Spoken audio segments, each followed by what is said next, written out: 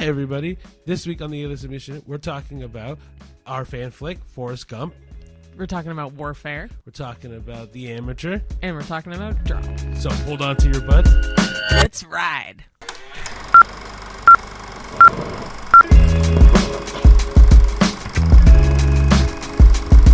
Good morning, everybody. Hello. And welcome to a new episode of the A-List Admission. Yes, welcome. Sorry. I have an eyelash in my eye. What a way to start. If you haven't noticed, the intro is different this time. I'm trying to play around with the intros. I like the clip from the episode, but I don't know if that is drawing enough. So I tried something new where we highlight what movies we're talking about this week. Yeah. Well, hopefully it works. Hopefully it sounds good. Yeah, I hope so. Trying something new. Yeah. But hopefully everyone's having a good week or had a good week. Yeah. Yeah, I don't know what else to say. In the last episode, we talked about how we were going to see a concert about Avatar: The Last Airbender, yes. which we saw last night. It was really good. It was phenomenal. I'm the bigger Avatar fan out of the two of us, and I thought The Last Airbender. Yeah, sorry. It is. I thought it was amazing. Not like the music was any different anyway. It was just more like it felt way more immersive than because the audience too. Oh yeah, the place was packed. It was everyone was not screaming, but like laughing, yelling, crying. I even ended up talking to a couple people during the intermission that were like, "Oh man, I was bawling listening to Leaves from the Vine." Aww. Yeah, but yeah, that was good. We also had the day in Toronto yesterday, just cause yeah, we're like might as well make a day out of it. Yeah. So one of the movies we're talking about, we saw while we were in Toronto. Mm-hmm. Yeah, it was a fun time. Yeah. Yeah. So. Kind of what we said in our intro. We have 4 movies to talk about today, guys. And we're going to start with the fan flick because usually we end with the fan flick. Yeah, it's just we're doing it this week as well. We did in order. Well, it's not even that. It's that for me, this fan flick is a long time coming, so I think it deserves to go first. That's fair. We've talked about this fan flick for a long time. Yes. So if you did watch the intro, the fan flick was Forrest Gump. Forrest Gump, which. Fun news. I actually didn't like this movie the first time I watched it a long time ago. So, yeah, if you're not up to speed, I've never seen Forrest Gump, or I had never seen Forrest Gump until now. Ricky had seen it the once, I guess. Yeah, and I wasn't a fan of it. I thought it was really slow and boring. But yeah, so we'll talk about that after. But, so that was the first movie we saw. Do you want to get right into it? Sure. Okay. Sure, yeah. Well, everyone knows what the movies are anyway, but yeah, go for it. Yeah, before we cover Forrest Gump, we did see 3 movies in the span of 2 days. We saw another double feature in one night, and then we saw the one in Toronto that we mentioned. So the first one we saw was Warfare. And then we saw The Amateur. And then yesterday we saw Drop. So, yeah, decent variety. Like, some more movies are coming out week by week. Yeah, it's making us having to do more double features and nights by nights. But yeah. We do it for you guys. Yeah, and then the fan flick, again, long time coming. So, anyway, we'll get into the fan flick first. So, Forrest Gump came out in 1994, which is the year I was born. Woo! So, I'm like, wow. Very apropos. Yeah. So, based on the notes, it's a heartwarming drama film directed by Robert Zemeckis, who I love, and starring Tom Hanks as the title character.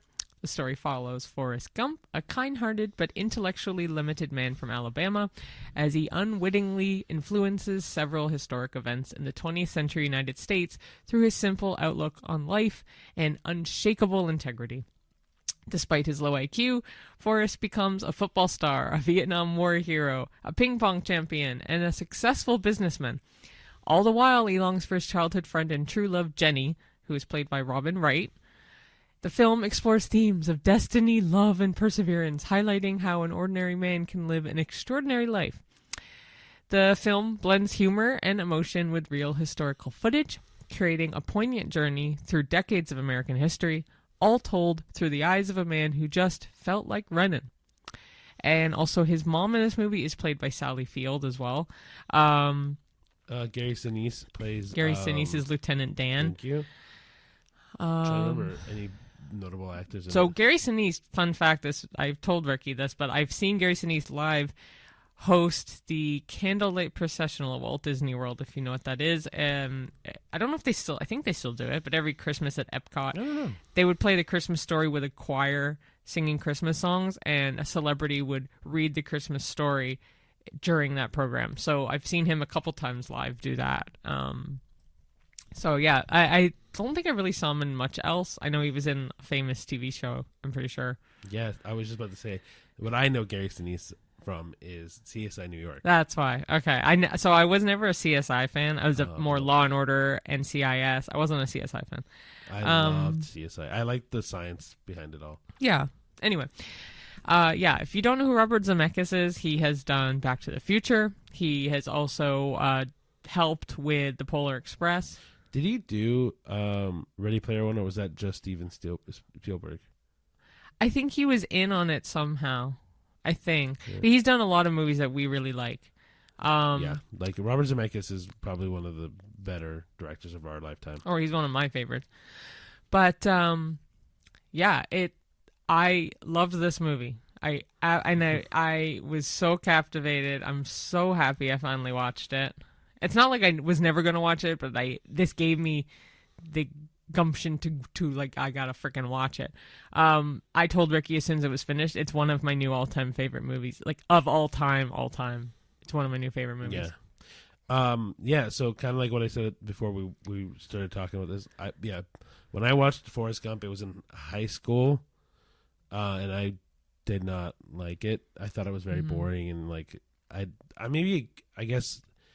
Is it because you were in high school? You think? I don't know. I think it just needed me to be more mature to watch this again. Because when we watched it this time, I actually really was captivated too. Like, yeah, just sitting there, I'm like, holy crap, this is way more interesting than the last time I watched this. Yeah, I never really got your opinion on it because I was so entranced by the whole thing. I'm like, because Ricky can tell you, my I guess ADHD, I can't focus as well as I'd like to, so I'm like either using my phone, not even so much as being distracted, because I can fully focus on the movie when I'm doing something else.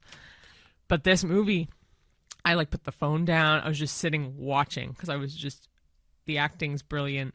Everything about it is brilliant. Yeah. Like sometimes Cheyenne will also have a fidget with her. So yeah, we were watching. Was it Warfare this week? Yeah, it was Warfare, and she had a spinning dice thing. Yeah. But yeah, the movie was great. I think it's one of those movies, especially rewatching it so much later in life, but much later. It feels way more poignant and inspirational for somebody who has been given a bad hand in life.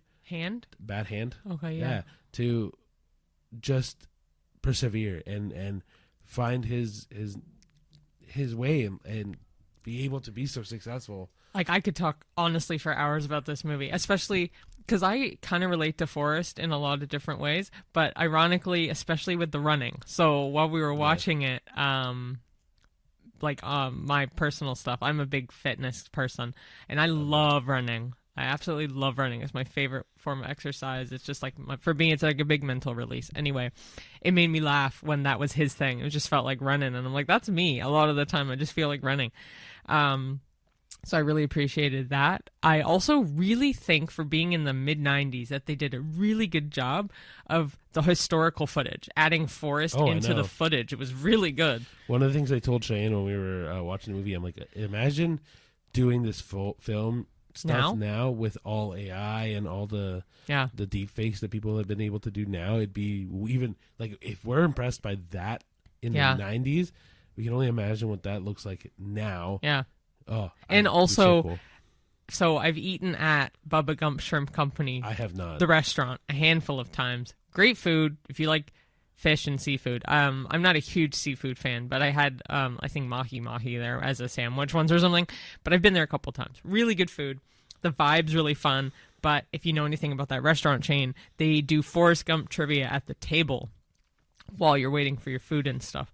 So when I was a kid, so I don't fucking know anything about this movie. So the people I was with would answer the trivia because they knew. Do you remember any of the trivia? No, not at all. I was but like, ready. But like at Universal Studios when we go and stuff, there's a Bubba Gump there.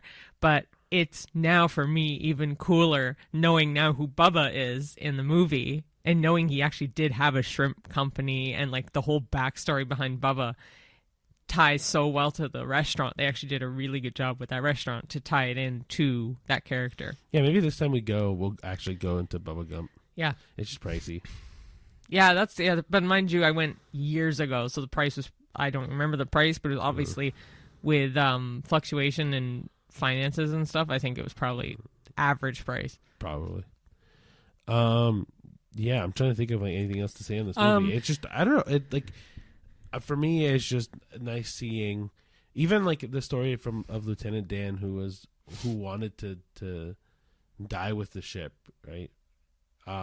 Going from that to someone who is now really happy with life and then has found his way through life. He found his love, and it's kind of interesting to see how everyone that Forrest not touched physically, but like touched with their heart, really gains a lot from that. Right, the only person that truly doesn't is unfortunately Bubba, but even then, like Bubba's family gets what they deserve because of Bubba.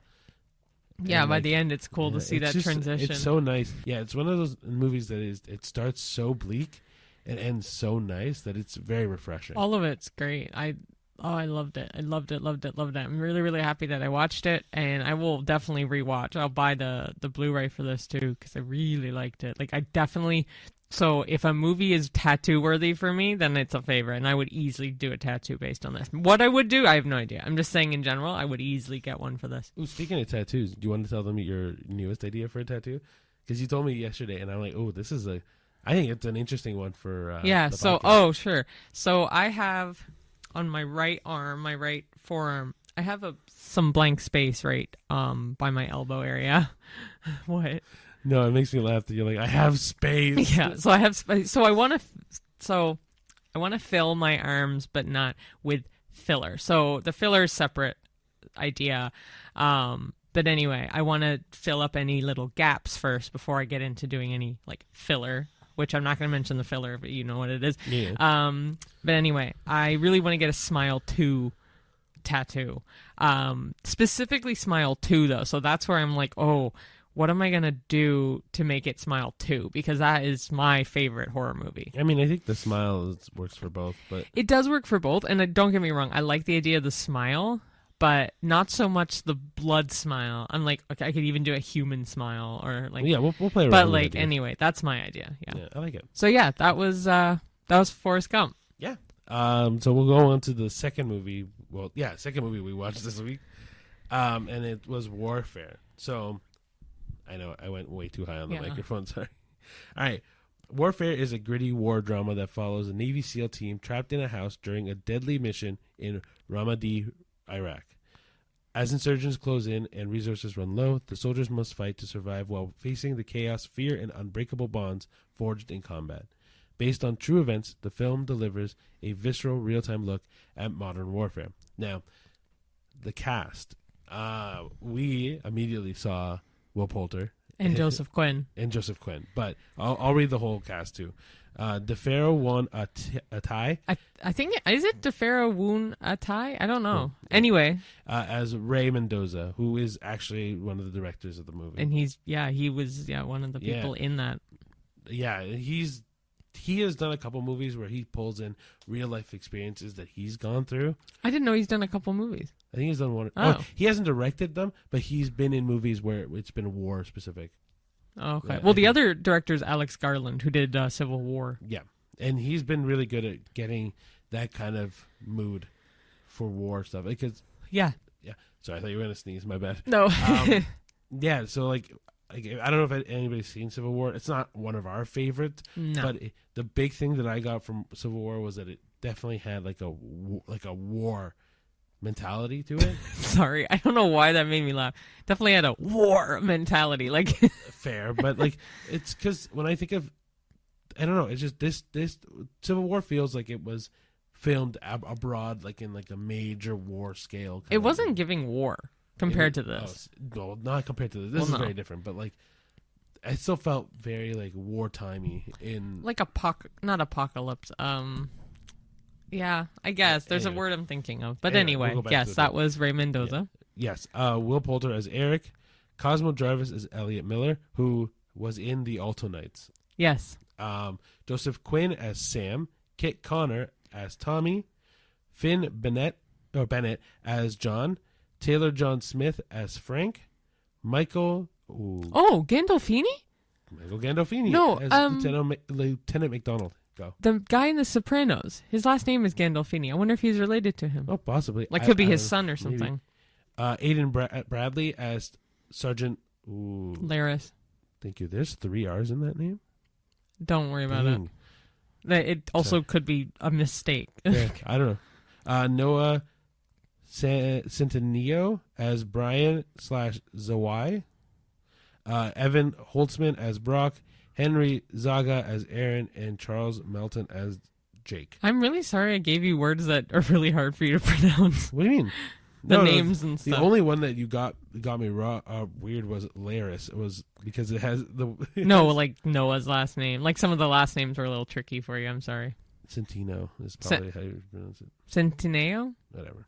Anyway, either way, we're overanalyzing this. I thought it was really funny that you were like, oh, Kit Connor. At the end of this movie, you were like, guess who this was or whatever, or guess who was in this movie? Kit Connor. It was Kit Connor, and because I was I'm like, I know that guy, and I was thinking about it the entire movie. I'm like, I know who this is. But I haven't watched Heartstopper. No. But I know he's known for that. But he's also been in a Broadway play, I think, of some kind too. So I just know his face, and so it was like I didn't know his face.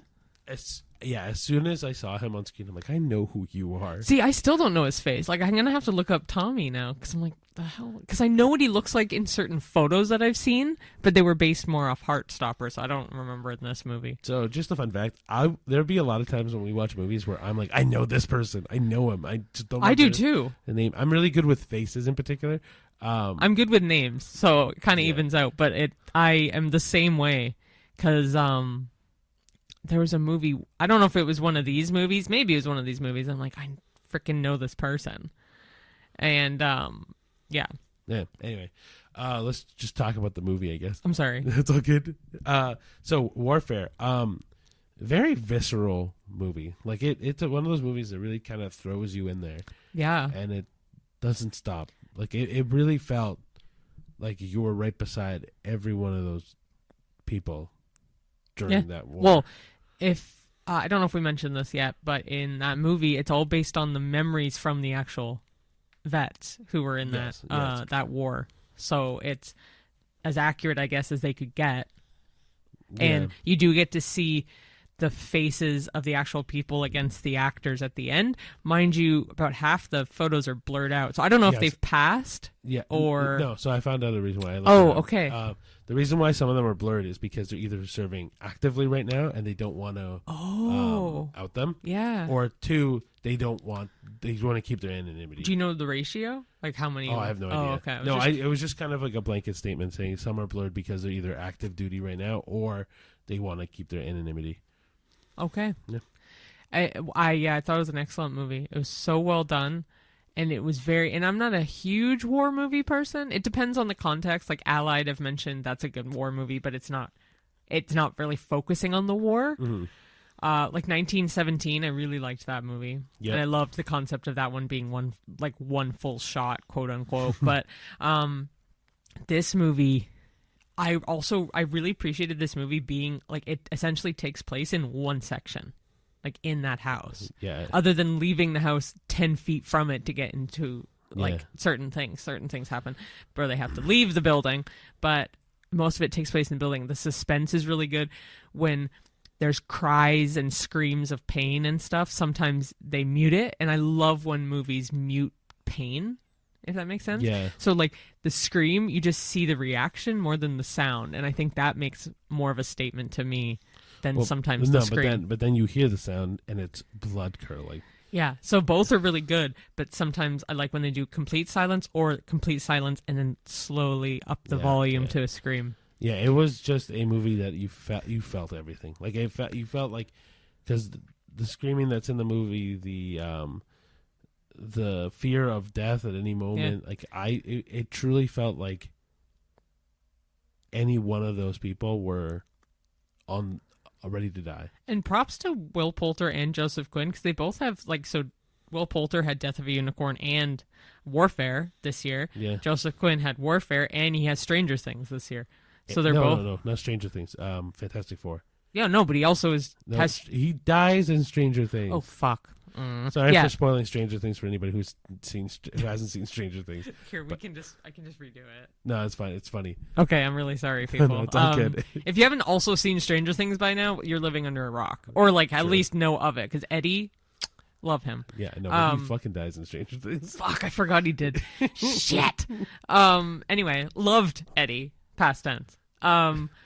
Also, while we're on the topic of... He might come back for, a flashback. As a ghost.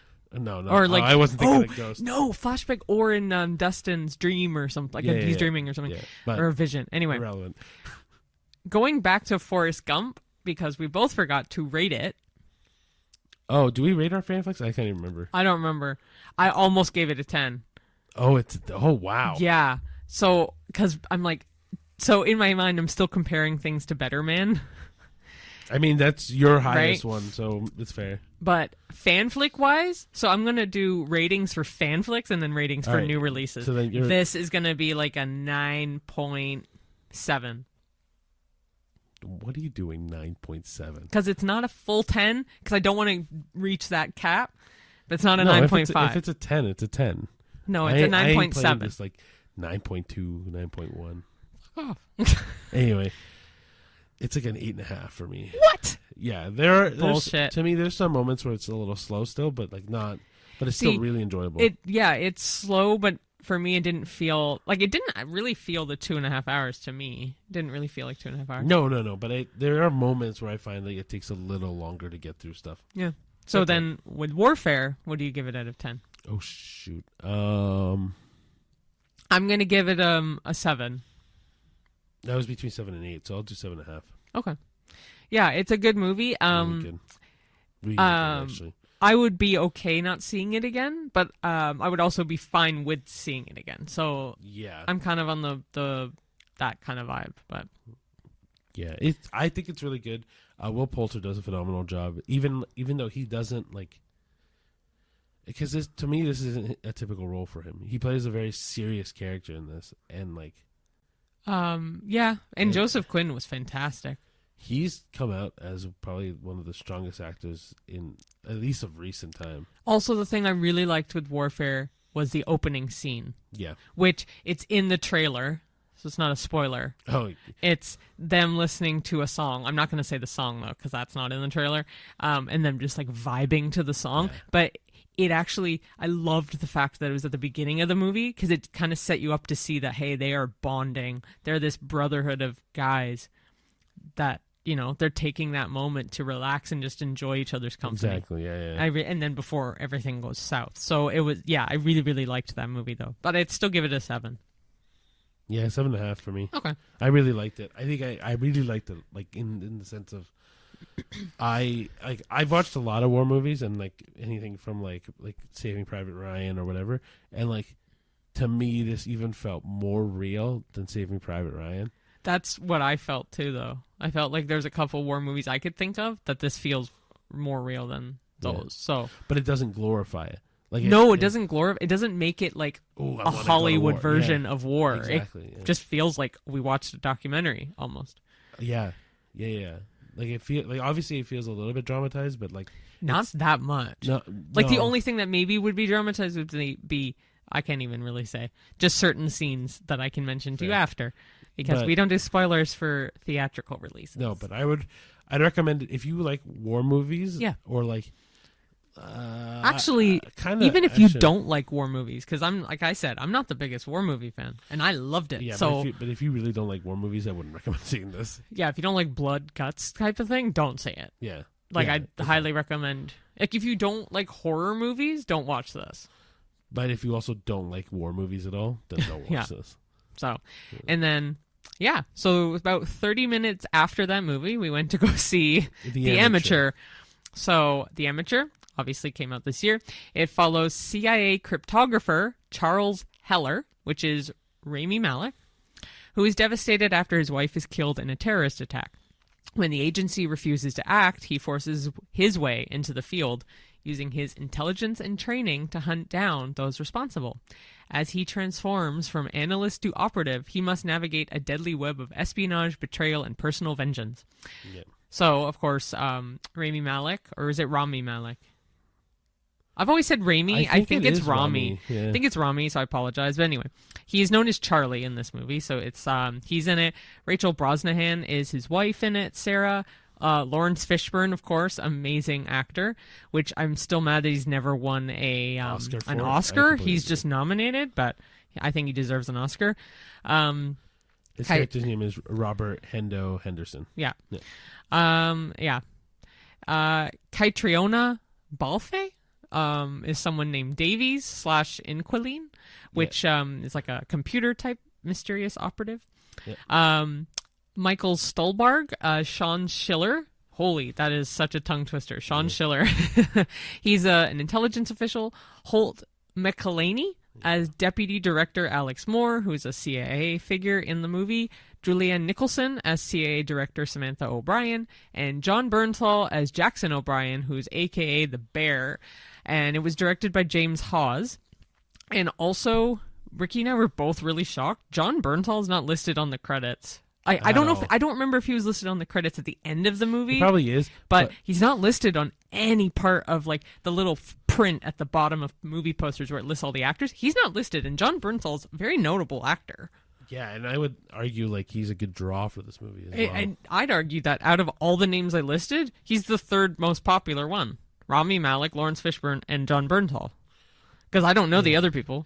Rachel Brosnahan, I know. The name I know, but I don't remember for what. I don't either. Anyway, point is, yeah, a lot of good actors in this. I don't know why John Bernthal isn't listed as a credit. I also realized we've been saying his last name wrong then. What's his? Because you say Bernenthal. Bernthal. Yeah. Yeah. I thought it was Bernenthal too. I guess it's John Bernthal. I think it's the way that it comes out. Bernthal sounds like Bernthal. Anyway, I liked this movie. I would say out of the 4 we saw, this was my least favorite. I agree. But it was funny enough. It was my least favorite, but it was one I was more looking forward to.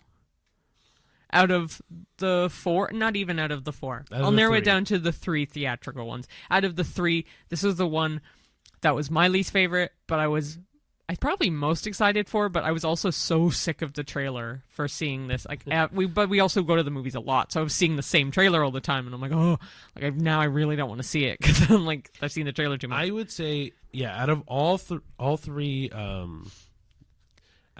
theatrical movies, this was the one I was the most excited to see because I like espionage movies and like I like people out for vengeance. Like that. Yeah, but this is also a spy movie, essentially.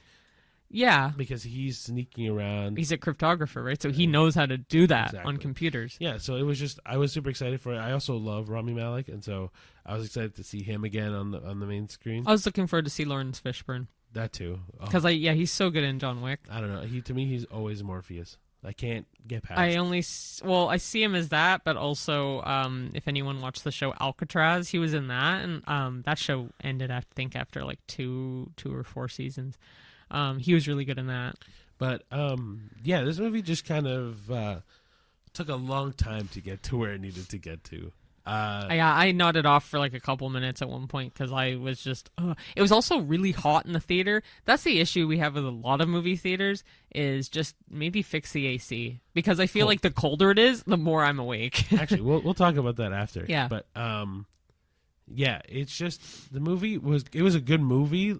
It just took a long time to get where it needed to get to. Yeah, I felt it was a 2-hour movie. For the theatrical movies, this was the longest one. The other 2 were around 90 minutes, actually. This one was 2 hours and 3 minutes. And I felt every bit of the 2 hours. Like, I felt very long-winded for no reason, really. Yeah. Because, like, you find out in the trailer that his wife has been killed. So it's not a spoiler. It also happens in the really fast. Yeah. Minutes, so then there's this, like, bleh of, like, a good half hour, I feel. of just kind of nothing really like it's building up, but not like it's a very slow burn. Yeah. The other thing I will say is the ending is kind of predictable. Like a lot of it actually was pretty predictable, to be honest. Yeah, once you kind of figure out what's happening, once you figure out what happens in the first 30 minutes, you can kind of predict what's going to happen at the end. Yeah. Yeah, it's just a mediocre movie. Like I don't think it's bad by any means. I think there's a lot to get from it that's pretty decent. I just think I've seen this story done before, or I've seen it done better. Done better. What's your rating? I know what mine is. So 6. Oh, okay. Mine's a 4.5.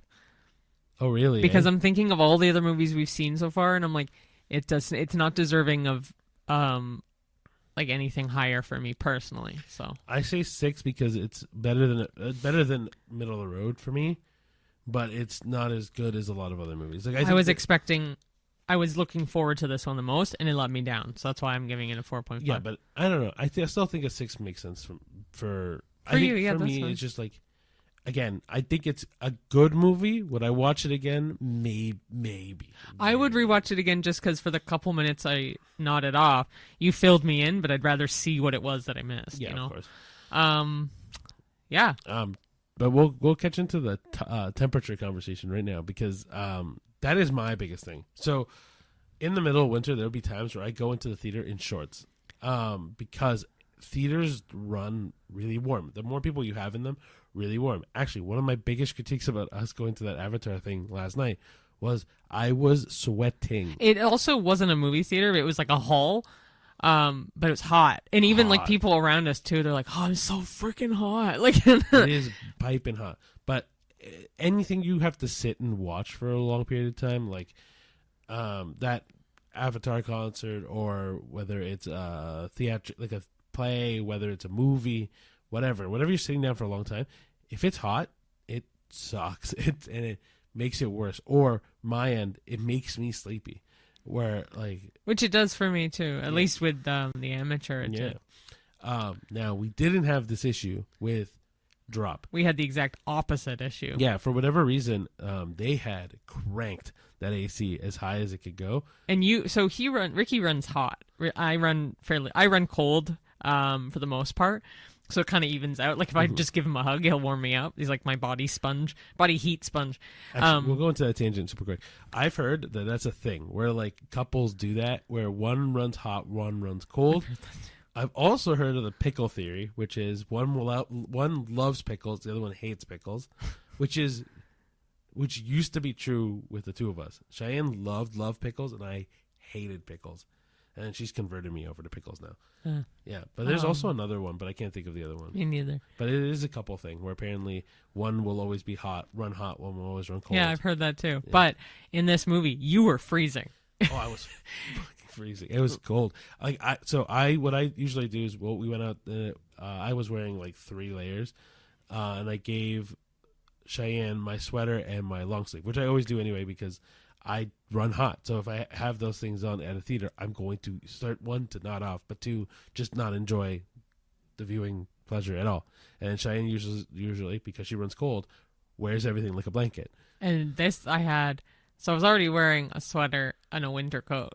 So I took the winter coat off, wrapped it on me like a blanket, and then I took your 2 sweaters and wrapped it over me as well. So I didn't even have my hands out. It was just my head to watch the movie. Yeah, and she was still cold, and I was freezing. And I did offer his sweater back, just for the record. He didn't want it. No, he was being nice. I felt bad. I know. But I was still wearing, like I said, sometimes in the winter I'll wear shorts to the theater. Yesterday I was wearing pants, and yeah, it was just, anyway.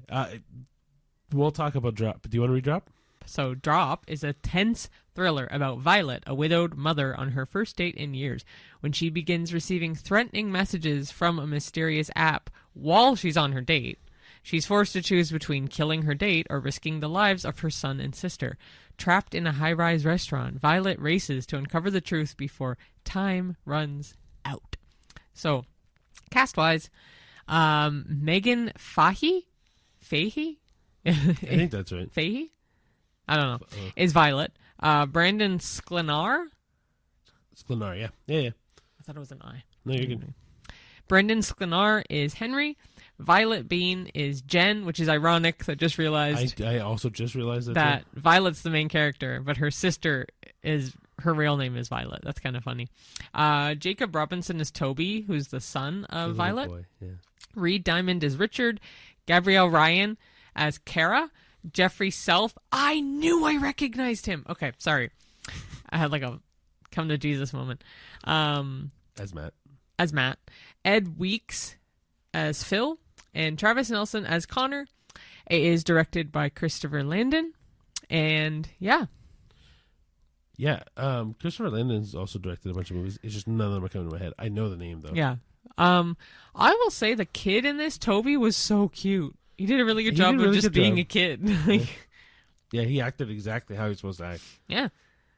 He was adorable. I don't know. I think kids in glasses are also really cute.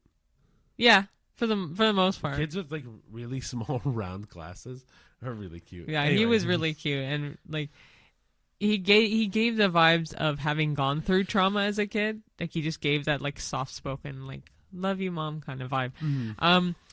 I went into this movie thinking it would be absolutely predictable and absolute trash, and it definitely exceeded my expectations. I actually really enjoyed this. We both really enjoyed this because neither one of us were expecting it to be good. Like good, but also like again, we thought it was going to be super predictable. Yeah, I think that was the biggest thing for us is like when thrillers like this happen, because one, Cheyenne and I's favorite genre typically is thrillers, because we like that, like, ooh, what's going to happen next, or trying to figure out the entire plot from the movie, and which we tried to do in this movie, but that's irrelevant. Anyway, yeah, it was the one big thing for us was going to be like, oh, like we probably think it's going to be this person, or we think it's going to be that person, and it's just, oh wow, it's not that person at all. Oh, we didn't even think about this person. Like, it's fun that way, right? And yeah, this movie delivered that exactly. Like we suspected a couple people, and we turned out to be wrong, and then we turned out to be kind of right, and yeah, it was just fun. We had a good time. It was really fun. Like I really enjoyed it, and it had really good pacing for being so short. Like it didn't feel like it was cramming itself too much. The one critique I have is not even about the movie. Ricky's gonna laugh because I mentioned this to him about the main actress, Megan Fahey. No offense to her. Wow. But I already know exactly where you're going with this. It bothered me so much with her teeth, and it's only because the top of her teeth, her gum line on her top teeth, looked like, I don't know if it was the lighting in the movie that made it look like black. I'm gonna say it's the lighting from the movie. But it looked like she had dentures. I don't know. She might. I don't know. But the fact that you're naming this as a critique to the movie, I said it's not to the movie. It's to her. Yeah. It's not even a critique. I'm just curious, like, if she actually has dentures or not, because it must have just been really bad lighting. Then, because whenever she smiled, it just looked like fake, false teeth. But that's neither here nor there. The guy that she goes on the date with, Henry, really nice guy in the movie too.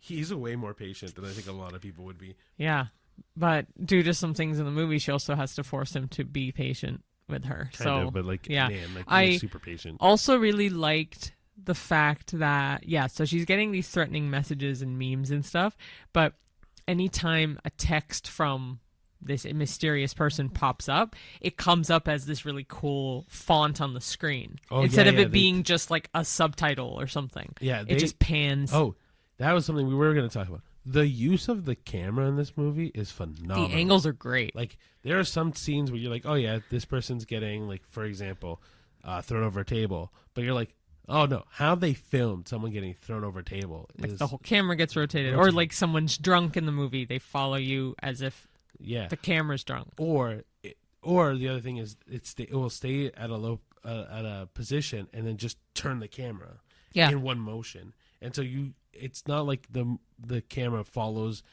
the main person like a traditional movie would. Mm-hmm. It feels very like in the action, very like fluid. It feels very well done. It felt dynamic, and it was really cool. And I think that really helped keeping us engaged as well, because like any action movie, you kind of know how the camera's going to move. This didn't feel like a typical No, action not movie. at all. It was a little. The ending was a little too cheesy for me, but That's also fair. there was one funny part at the end. I won't mention Can't it, but mention you'll know.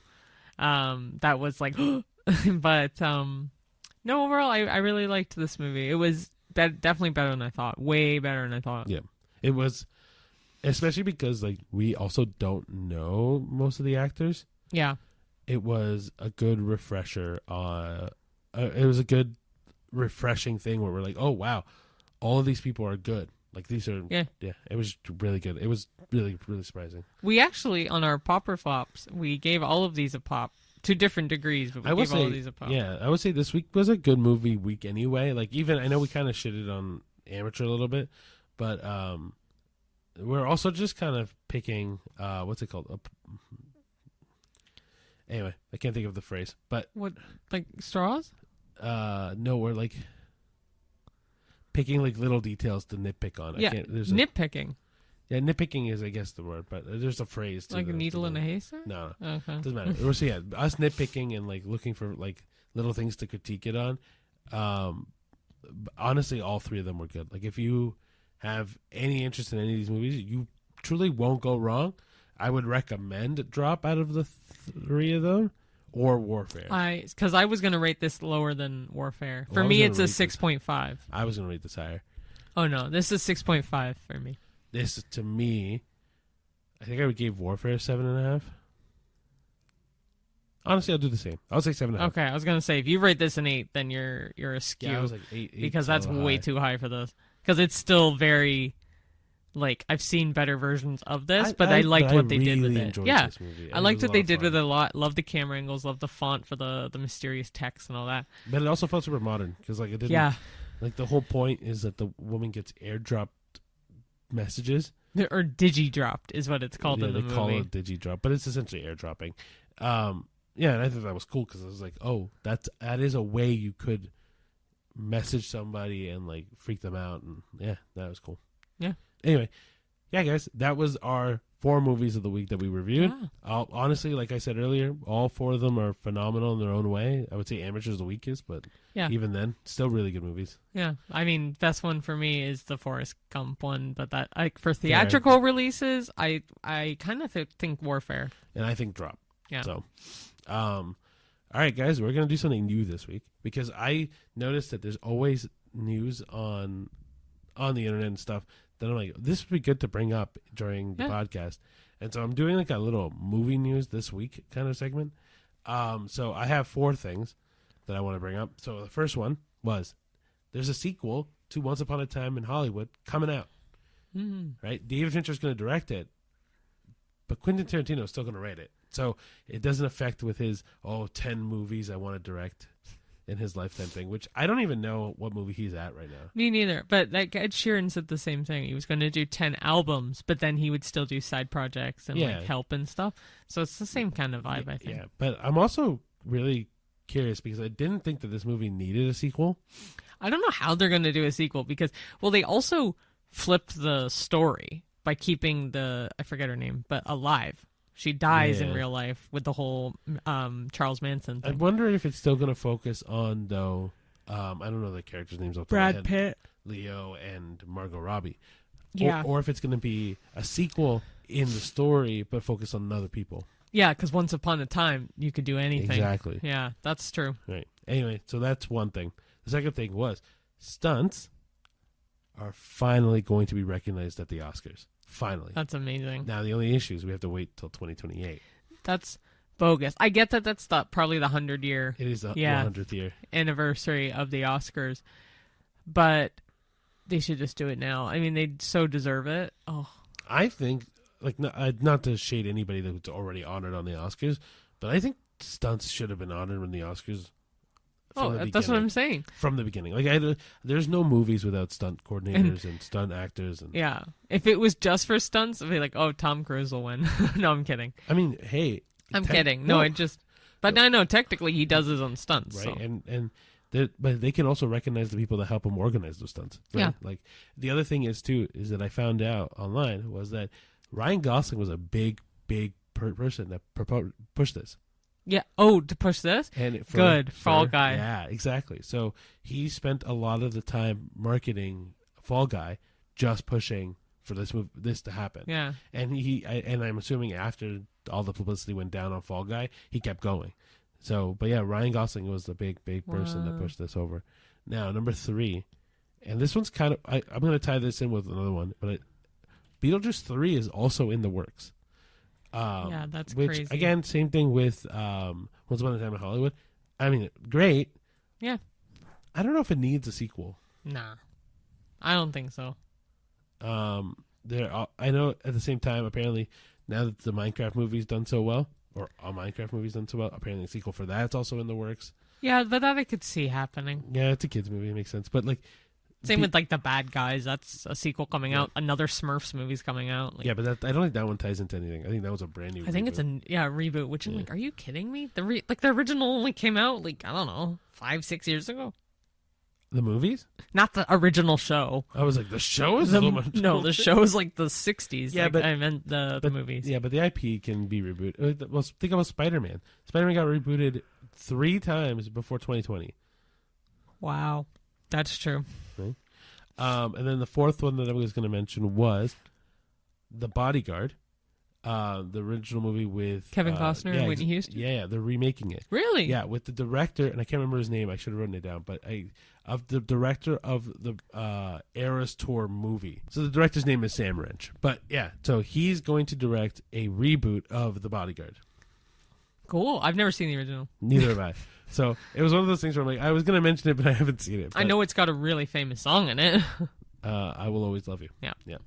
Yeah. But like, anyway, so that's the 4 things that I found online quick. Cool. I think in terms of a box office last weekend, I think Minecraft won all of the box office last week. Oh yeah, it did. But yeah, truly, like, it's been it was weird when I saw how many reboots just got announced, or like not reboots, but like remakes and stuff like that, or like additions, sequels, whatever. Yeah. So yeah.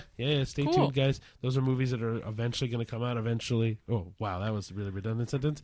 But yeah, guys, those are the movie news of the week. If I find any more for next week, you'll be sure we'll keep adding the movie news stuff because it's fun, and I think that it'll also help everyone kind of stay interested and active into stuff that's happening in the future. Yeah. Cool. All right, guys. So, yeah. The last little bit we're going to do is another game because they were really fun last time to do the stuff. Yeah, we've been having fun with the games for sure. So, I thought of one called Guessing the Movie from the Quote. So, the first one is going to be really easy. Like, it's easy. Like, we asked ChatGPT to give us some questions and, yeah, so we'll just go for it.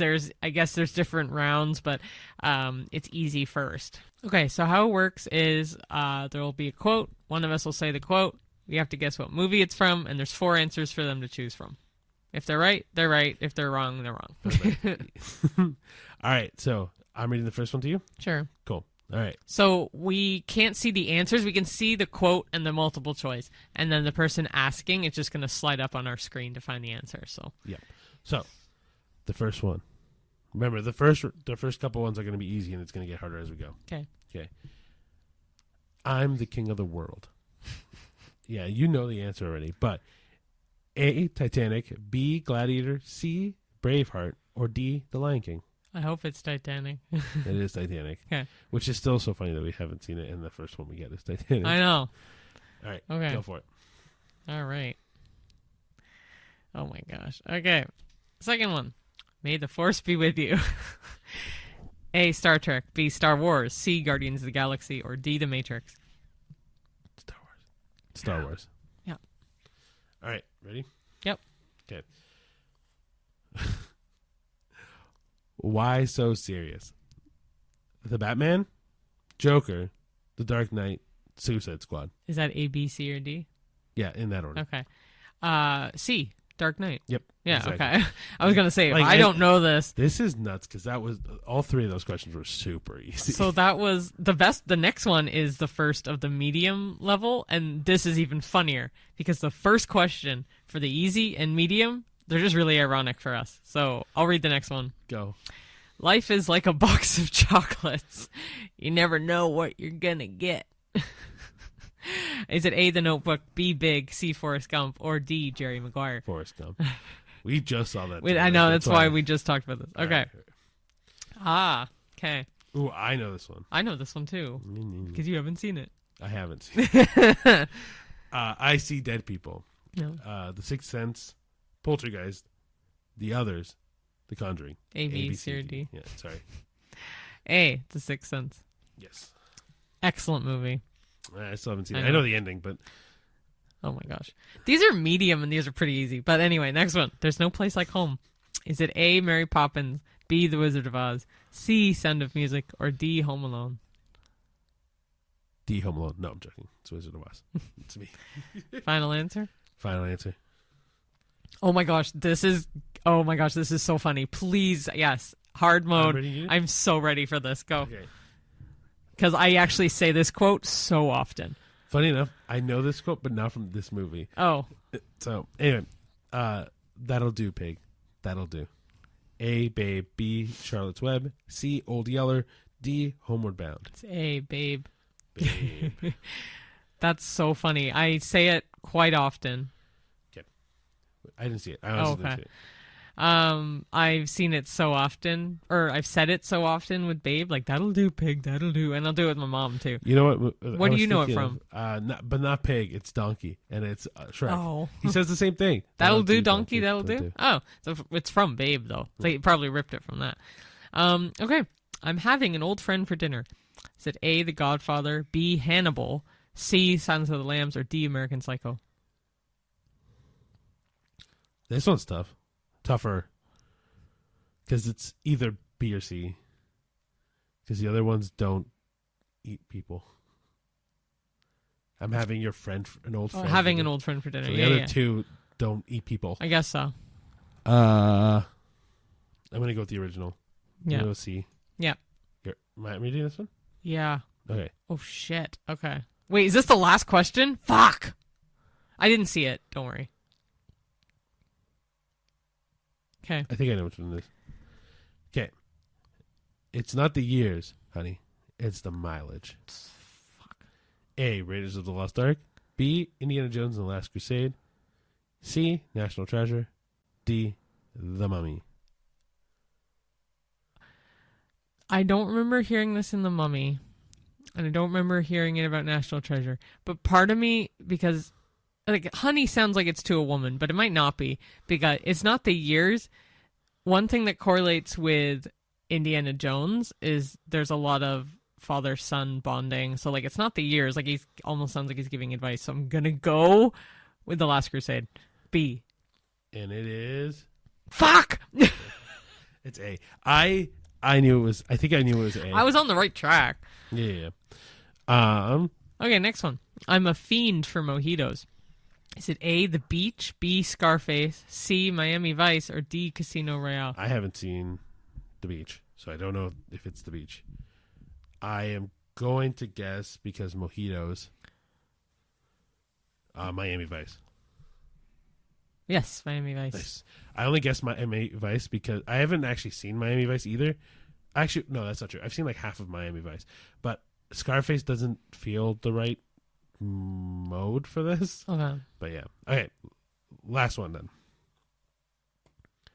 There's a storm coming, Mr. Wayne. I love how it always lands on me for the last I one. know. There's a storm coming, Mr. Wayne. We can both guess this one, actually. Batman Begins, The Dark Knight Rises, or Joker. So the answer is hidden from both of us right now. Okay. I think I know what this one is. I think I do too. So you want to say A, B, C, or D on the count of three? Okay. 1, 2, 3. C. A. Ooh, I'm pretty sure it's A. Okay. Oh, you nailed it. Dark Knight Rises. Why did I think it was A? I don't know. Mind you, it sounds like I've heard it probably in every movie of Batman, but... All right, guys. That was fun, though. Yeah. Yeah. So stay tuned for more games like that. We're trying to mix it up, do little like movie-related games. So like when we did this one, we guessed a movie quote, or we did guess a bad movie plot, stuff like that. Quick thing before we start to wrap up. Cheyenne, what is your favorite Disney movie? Oh, Because now we've had people actually answer what their favorite Disney it movie. has to. It can be any Disney movie though. Yeah, like I saw one commenter mention Hercules. I've seen one know. mention Beauty and the Beast. I've seen a couple people mention. I'm gonna go with Peter Pan. Fuck. Wow, that was really. You're really kung ho. Because then I was like, oh, but so Beauty and the Beast, the animated one, I don't like really as much as the live action. I'm just going with, in my mind, classic animated Disney movies. I almost want to say Alice in Wonderland, but I am going to say Peter Pan. Peter Pan. All right, mine was Tarzan. But guys, keep sending in your favorite Disney movies. I love it. And there's so many, and people have only. I think I've only seen a couple people mention them, but like honestly, they keep going. Keep sending me your favorite Disney movies. Anyway, guys, thank you so much for tuning in to this episode of the A-List Admission. Follow us on everything: YouTube, Twitter, Facebook, Threads, YouTube. You said YouTube twice. Whatever. Instagram, Spotify, YouTube, Apple whatever. You said YouTube for the third time. I know. But yeah, follow us everywhere. Keep updated on the reels if you don't want to watch the full episodes, which is totally fine. Like us, rate us, follow us, subscribe to us, ring the notification bell, the whole deal. Yeah. And finally, also check up on our letterbox that we have that is updated with all of the movies that we've watched, all the reviews that we want. Let us know if you agree with them. Let us know if you disagree with them, because guess what? This is our opinion. And with this, we're just trying to give you a hand on trying to pick a movie to watch this week at the movies, right? And we release these on Tuesday, so you can go on cheap night. And by the time you see the next episode, Easter will have happened. So yeah. So this is the episode before Easter.